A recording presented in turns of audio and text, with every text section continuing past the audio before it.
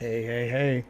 So what you're looking at here is this is Quake II, ray traced, path traced, ray casting, whatever you want to call it. This has just come out today. I'd like to thank the ME Foundation for working hard and getting me an RTX card so I could try this out. Big thanks to the ME Foundation for that. I guess to a lot of people this wouldn't look like much, but if you went and looked at the bare bones Quake 2, you would see how good this actually is. The light can bounce, it can refract, and it can reflect, and it can do each of these things more than one time. Of course, the more times you do it, the more taxing it's going to be on your video card. This is all thanks to the tensor cores and the RTX cards. They're really good at a particular type of math, matrix multiplication or matrix mathematics, but it can use deep learning on basically a mini neural network on the card itself. Take a image that's not so great,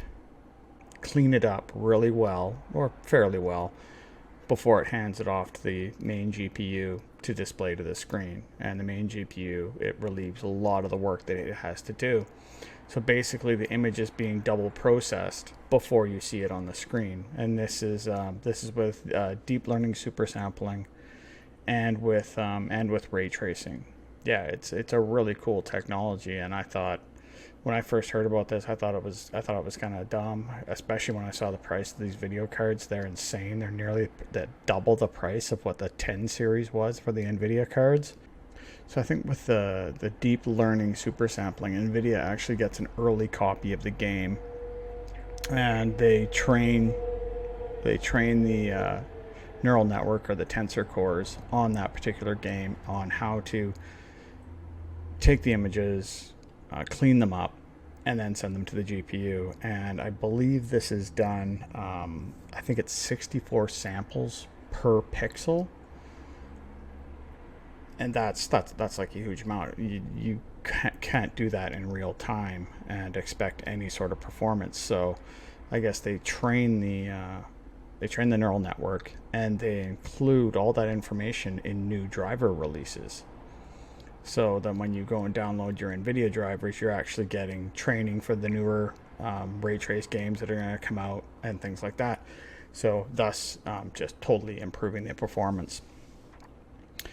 Now, what's kind of a bummer is this is a fully pathed ray traced game.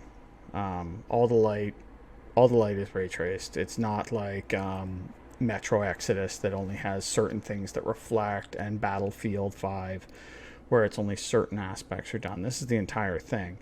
And as you can see, I think I float around 80, probably 70 to 90 frames, just depending on where I am in the game. And that's not bad.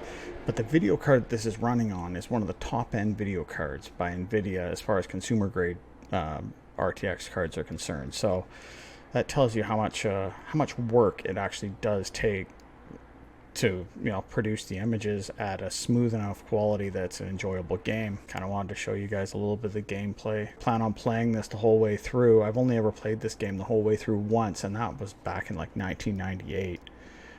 It was a fun game. You can tell, the AIs, they just kind of run around like morons. Their pathing's terrible, but when they get you in the line of sight, they shoot at you.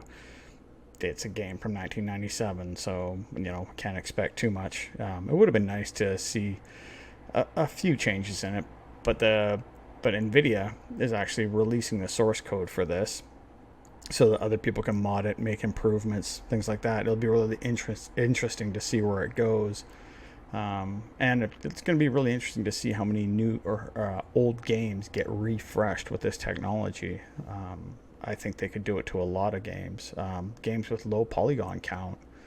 There's nothing wrong with that. Sure, it's great to play all the high-end games, but this has actually been really enjoyable. It was pretty exciting for me. I probably put in, a good few hours playing this, and yeah, I gotta say, it's really impressive. Like when you're down a dark tunnel, you pull out the phaser, you pull the trigger, and you see like the light beam just go, and it's like lighting up in front of it, and as it goes, and it gets darker behind it. Just a really cool technology. Anyways, that's about it. Thanks for watching.